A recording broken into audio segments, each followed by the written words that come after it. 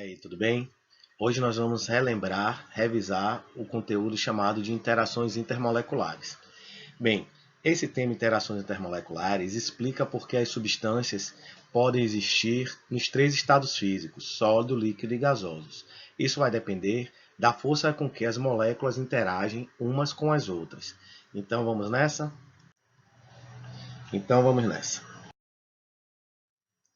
Bem, foi Johann Diderik van der Waal que começou o estudo com as interações intermoleculares, estudando as forças das ligações existentes entre os diversos gases e nos líquidos. A partir daí, ele fez todo um estudo relacionando ao estado físico da substância com o tipo de interação. Tanto é que as interações intermoleculares muitas vezes são chamadas pelo sobrenome dele, interações de Van der Waals, que podem ser de natureza dipolo induzido ou dipolo-dipolo, como nós vamos ver, à exceção da ligação mais forte, que é aquela do tipo ligação de hidrogênio, onde o hidrogênio interage com flúor, oxigênio e nitrogênio. Bem, como nós já estudamos em slides em aulas anteriores, há dois tipos de interações. A intramolecular, que é dentro da própria molécula, que são as ligações entre os átomos. Então nós temos aí as ligações de natureza metálica e iônico-covalentes, que têm uma força, uma magnitude elevada, porque romper ligações entre átomos é extremamente difícil, requer muita energia. E temos as interações intermoleculares, ou seja, entre moléculas. Então nós temos as ligações de Van der Waals, aquelas chamadas de dipolo induzido ou dipolo instantâneo, também, e as de dipolo permanente. Está aqui a ordem de grandeza da força entre elas. As ligações de hidrogênio, que já são um pouco mais fortes, e as ligações íon-dipolo, que dentre essas são as mais resistentes. Notem que a mais resistente das interações intermolecular vai numa magnitude aí de até 40 kJ, mesmo assim ainda é muito inferior às interações intramoleculares, mostrando que romper uma ligação entre moléculas é muito mais fácil do que romper uma ligação entre átomos.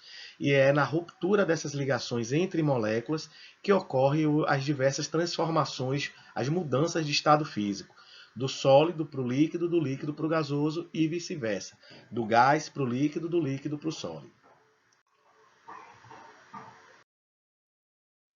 Nós já vimos também como se relacionam as interações intermoleculares no que diz respeito à geometria da molécula e à sua polaridade.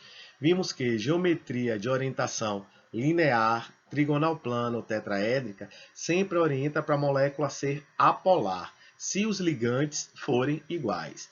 Basta um dos ligantes ser diferente para que essas moléculas assumam uma polaridade, ou seja, deixa de ser apolar e passa a ser apolar. Já as moléculas de orientação geométrica angular ou piramidal, independente dos ligantes serem iguais ou diferentes, ela sempre vai ser de natureza polar. Nós veremos que as interações intermoleculares podem ser de três naturezas. Vamos nessa. Aqui, primeiro, dipolo induzido, que ocorre por dois fatores. Primeiro, a molécula é linear, então ela já tem uma orientação de ser apolar. Os ligantes são iguais, hidrogênio de um lado e hidrogênio do outro, ou seja, os dois núcleos de hidrogênio atraem a nuvem eletrônica com a mesma intensidade. Então é uma molécula de natureza apolar. Logo, a interação entre moléculas de natureza apolar são chamadas de dipolo induzido. Do outro lado, nós temos o HF, também linear, só que com ligantes diferentes. O flúor, por ser extremamente eletronegativo, ele já puxa a nuvem eletrônica com a maior intensidade, dando uma polaridade à molécula. Logo, a molécula já tem uma orientação apolar, por ser linear, mas por os ligantes serem diferentes, ela já assume a natureza polar. Então, a interação entre moléculas polares é chamada de dipolo permanente. E a ligação de hidrogênio, que ocorre, como nós falamos, quando eu tenho uma união dos átomos de hidrogênio com os átomos de flúor, nitrogênio e oxigênio. Vamos agora ver os detalhes de cada uma. A primeira delas é a dipolo induzido, ou também chamada de forças de London, que estão dentro das interações de Van der Waals. Lembrando, interações de Van der Waals podem ser dipolo induzido ou dipolo-dipolo. A dipolo induzido ou dipolo permanente e dipolo induzido são também chamadas de forças de London. Elas ocorrem entre moléculas apolares, ou seja, moléculas que não têm um dipolo permanente. Só o que acontece é o seguinte, em um dado momento, como vocês podem ver aqui, dois núcleos ao se aproximarem, eles acabam repelindo as nuvens eletrônicas, que vão para uma das extremidades, formando um polo parcialmente negativo e outro parcialmente positivo. E essas moléculas vão provocando uma indução em cadeia, então induzindo diversas outras. E isso faz com que gases nobres, por exemplo, que têm baixa reatividade, permaneçam juntos, formando a substância gás neônio. Porque senão não existiria gás neônio. Então as moléculas vão interagindo umas com as outras por causa da existência de um dipolo induzido, que ocorre entre moléculas apolares e que há o deslocamento dessas nuvens eletrônicas. Logo, dipolo induzido ou forças de London ocorre com moléculas que são apolares. As forças de London, dipolo induzido, são tão fracas que através dele se explica o fenômeno do gelo seco, que é o CO2 que ele sai do estado sólido direto para o gasoso sem passar pelo líquido. Esse gelo seco que é utilizado nas lojas de sorvete, de picolé, para transporte de substâncias que precisam a baixa temperatura. Observa-se que o fenômeno dele sair e sublimar, sair do estado sólido direto para o gasoso sem passar pelo líquido, por causa das rupturas que se dão de forma muito simples. Outra coisa que a gente pode associar às forças de London são as cadeias carbônicas. Apesar das cadeias carbônicas elas serem de natureza apolar, quanto maior for o tamanho da cadeia carbônica, maior a interação entre essas moléculas, porque aumenta a superfície de contato e aí elas vão se tornando com interações mais fortes. Por exemplo, nós temos o gás metano, que é o CH4, tem apenas um carbono, ele está no estado gasoso. A partir de 5 carbonos, C5H12, nós já vamos ter hidrocarbonetos no estado líquido. E a partir de 20 carbonos, nós já vamos ter hidrocarbonetos já indo do estado mais viscoso para o estado sólido, ou seja, quanto maior a cadeia carbônica, maior a interação entre os compostos da cadeia carbônica, aumentando assim a interação intermolecular. Depois nós vamos para o dipolo-dipolo, que já ocorre entre moléculas que têm um dipolo permanente, ou seja, moléculas lineares com ligantes diferentes que já formam um dipolo, por exemplo, hidrogênio com o cloro, o enxofre com hidrogênio. Por quê? Porque é uma diferença de eletronegatividades entre os átomos ligantes.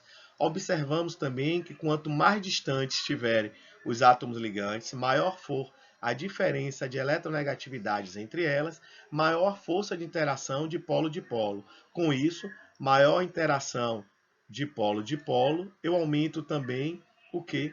As temperaturas de fusão e a temperatura de ebulição, ok? Então, quanto mais intensas forem as interações intermoleculares, maior será a energia para a ruptura das ligações entre moléculas. Então, elas vão apresentar maior temperatura de fusão e de ebulição. Observamos também, por esse gráfico aqui, saindo de elementos da família 4A, carbono, nitrogênio 5A, e flúor 7A e oxigênio 6A, os elementos mais eletronegativos, quanto maior a eletronegatividade, maior a interação intermolecular. Então, maior valores do ponto de ebulição. Metano, ponto de ebulição bem baixo, abaixo de zero, e o HF e a água já a temperaturas de ebulições elevadas. Na água, inclusive, já tem um caso especial, que é a ligação de hidrogênio, porque as ligações são tão fortes que formam estruturas cristalinas, estruturas geométricas, fazendo com que a água tenha uma grande interação entre elas. E temos como consequência disso a tensão superficial da água, o caso da água ser super resistente no estado sólido, capaz de uma pedra de gelo rasgar uma chapa de aço, como ocorreu com o fenômeno do Titanic ao bater em um iceberg.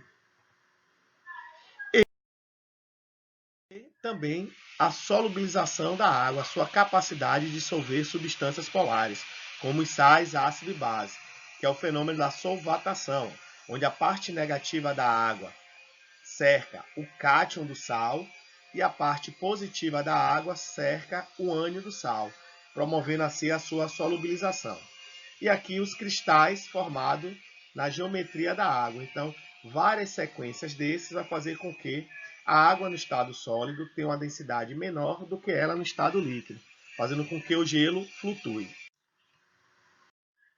E por fim, temos as interações íon-dipolo, que como o próprio nome já diz, eu tenho um íon que vai atacar ou interagir com a molécula polar. Então aqui o íon de sódio interagindo com a molécula de água, tal como nós vimos no slide anterior.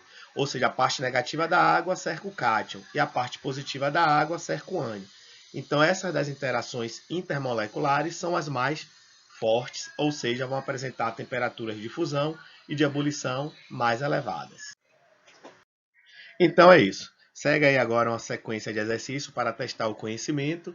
Dúvidas, perguntas, é só deixar aí no link, no mural, para a gente discutir em um novo momento. Obrigado e até a próxima.